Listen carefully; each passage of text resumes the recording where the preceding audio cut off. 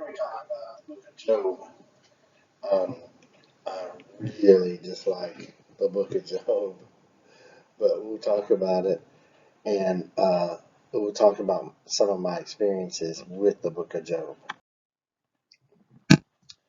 So, to begin with, the book begins with a conversation between God and Satan. Now, Satan insists the only reason Job is faithful is because he's been blessed. And Satan challenges God to take away all the good things and see if Job will still be obedient. So Job loses everything: his ox, his sheep, his camels, finally his children. He begins the process of mourning by tearing his clothes and shaving his head. In fact, he even goes and sits on a pile of poop. Um, Job's attitude is that God gave him all these things and God can take it away. Then even Job becomes sick. His wife tells him to curse God and die. And then he has 3 conversations with 3 different friends who tell him that he must be guilty of some sin, but he insists that he is innocent. So Elihu gets mad at Job. He just cannot understand why Job just won't admit that he did something wrong. So the eternal question is, why do bad things happen to good people? Okay, so Job questions God, and God responds by saying God, has infinite wisdom and knowledge, and God knows what he's doing. Job realizes he doesn't have the knowledge to understand God. Now, in the end of the story, Job gets everything back. And so the moral of the story is that we must have faith in God. So it comes down to this. A lot of times people come to me and tell me, oh, bad things happen because of karma. You see, that's karma. God punished them, or the bad things that they've done have come back to them. That's not true. Okay? We have no idea why things happen. We have no idea why a person suffers cancer, why a person dies in a car wreck. We have no idea why people suffer. We don't have that knowledge. God has infinite knowledge and understanding. So, when people say it's karma, I just don't get it. And then a lot of people get mad at God. You know, one of my favorite actors used to be Robert De Niro. And he was giving an interview one time, and the interviewer said, oh, I understand you don't really believe in God. And then he said, well, if there's a God, when I get up there, I have a bunch of questions I'll have to ask him. Who's Robert De Niro to question God? So I think the thing is that a lot of times we don't understand that we have to have faith in God, regardless of what happens to us or those we love. And God is not Santa Claus.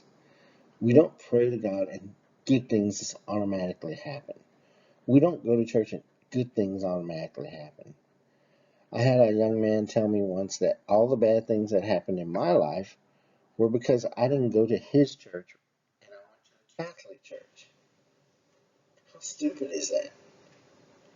So I tried my best to be polite to these folks over years of hearing about karma and my religion is the right religion. And so I want to end with a little story. And I'm sorry, but this is one of the things that really gets me. So I want to end with a story about when I was in the seminary. When I was in the seminary, I was given the task of visiting a convalescence home called St. Anthony Center. Now, St. Anthony Center was about 13 stories high. I had to walk to get there. It took me about an hour to get there, an hour to get back to my seminary. I'd go there after classes, and generally went there every day of the week. Um, and I was assigned something like 200 patients. It's really a rough go, you know. So some of my friends came to help me. Okay, some did a good job, some didn't. And one of my friends was a guy by the name of Fred Schumacher. Now, Fred is a principal in Houston now. He's the principal of a Catholic school. And Fred had a very sharp sense of realism. And he's probably one of the most intelligent people I ever met. So I didn't give him a lot of patients. I gave him one patient. And this patient had been a doctor. He was very young, and he had been stricken with cancer. And somebody in the unit had brought the doctor, because the doctor didn't believe in God, the book of Job. And so the doctor had the wrong idea that God was punishing him, that God was testing him. So I gave Fred to him. Fred just really turned the doctor around. So after about a month of visiting, the doctor was gone from so depressed to being excited about being alive. So the moral of that story is this, and it's the moral of the story of the book of Job. We don't look at the bad things that happen to us as punishments, as God getting us, as a test of God. We look at the bad things that happen to us as something that has to be overcome. And we have to really have faith in God that we can overcome it. So many people turn and walk away from God because they think they can't handle the test. But like the doctor who totally turned his life around because Fred talked to him, I'm begging you guys to always remember God loves you and He's with you. And you can always pray to Him. But it's not going to be an easy road just because you love God and God loves you.